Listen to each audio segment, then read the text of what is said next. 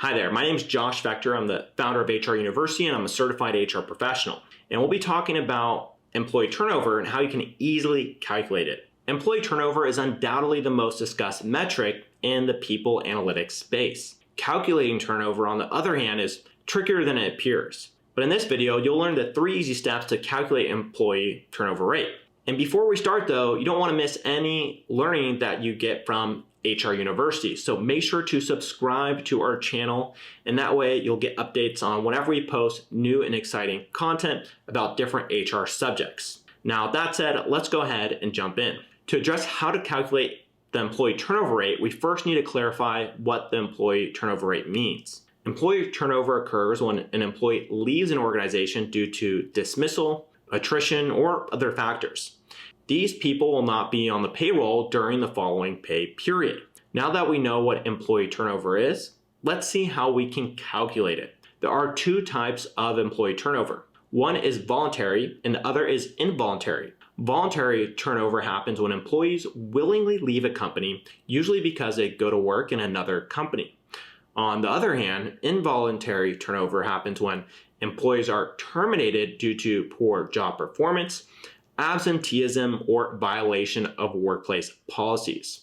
A high rate of employee turnover is a costly issue, and according to LinkedIn's analysis, the turnover rate worldwide is 10.9%. Businesses must replace departing staff with newly hired individuals constantly. However, the issue is that it's expensive to replace personnel. According to a study conducted by the Society for Human Resource Management, so SHRM, direct replacement costs can range from 50 to 60% of an employee's yearly income, with overall turnover costs ranging from 90% to 200% of annual salary. And employee turnover is much more than just estimating your turnover rate. You must get to the bottom of what's behind your high turnover rate if you want to enhance employee retention and keep your turnover rate at a moderate or low level. And there are various ways to keep employee turnover under control. And the best one is to keep the turnover rate under observation regularly, because if you don't monitor something, then you don't know if you should change it. You can choose to monitor it monthly, quarterly, or yearly. It will help you identify the key problems or challenges leading to higher employee turnover if it occurs. You can also keep in touch with your staff and know their concerns about the work environment in your company. And that may be a little bit harder to do depending on how much staff you have. You need to understand what is important for them and fix the relevant issues that are leading to high turnover. And companies can also improve employee retention and decrease turnover by giving employees the right opportunities to grow. It's highly recommended that human resource managers keep track of employee turnover at all times. It's also crucial for companies to keep a closer eye on who is leaving and why they are leaving. It can help companies find and fix any problems that can lead to high employee turnover. And you'll want to know whether you have high impact performers leaving, or is it low impact performers? Are your most important jobs becoming vacant? And this will give you a better idea of how turnover is affecting your company. And the HR department can significantly impact the bottom line by controlling the turnover. So HR professionals are likely to become perplexed for various reasons when it comes to calculating the employee's turnover rate in this process.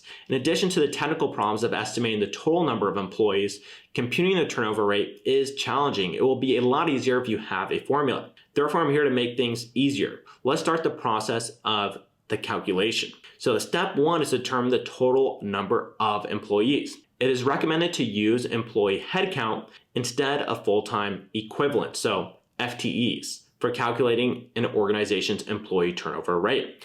There should be no exclusions from this figure.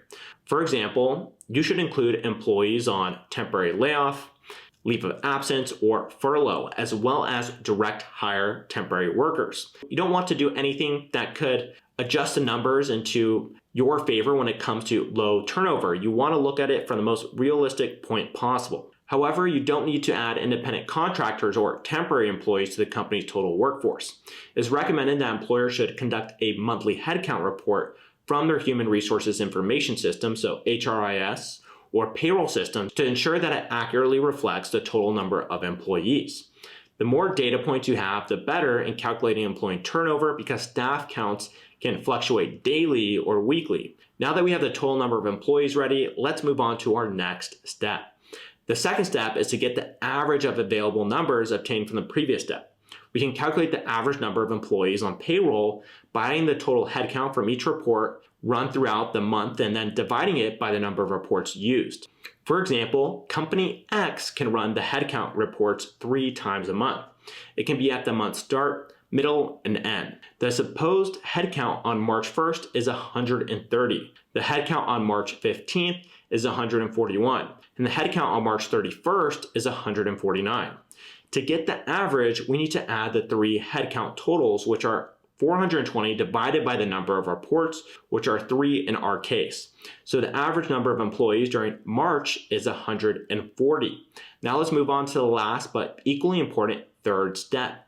This step involves calculating the separations and dividing them by an average number of employees in that specific month. We can then find the exact number of employee turnover by multiplying the obtained number by 100. For this purpose, we'll get a list of everyone who has a termination date within the specific month. However, keep in mind that those employees who are temporarily laid off, on furlough, or a leave of absence are not counted in the total number of separations within a month. We can easily get the list of terminated employees within the specific month from the HRIS or payroll system. For example, if Company X had 1 employee retired and 2 got terminated for a cause in the month of March, the number of separations would be only 3. Any other situation is exempted from this calculation. Now after that, divide the number of separations, which is 3, by the average number of employees in the month of March, which are 140. The result is 0.0214 in this case. After obtaining this ratio, we'll go ahead and multiply it by 100, and the result is our ultimate employee turnover number, which is 2.14%. Wait there, we're not finished yet though. I always have something a bit extra for you, and here's a bonus step. You can easily calculate the quarterly or yearly turnover rate by following this step. Once we get the monthly turnover rate, the rest is pretty straightforward. And the process is simple. You just need to add 12 months turnover rates to get the yearly turnover rate. And there we have it. That's all we have for today for calculating the employee turnover rate in 3 easy steps. And if you enjoyed this video and you learned from it, make sure to go ahead and like the video, subscribe to our channel, and that way you can keep up to date with all the helpful HR topics that we cover. And I'll go ahead and see you in some of our following videos. Cheers.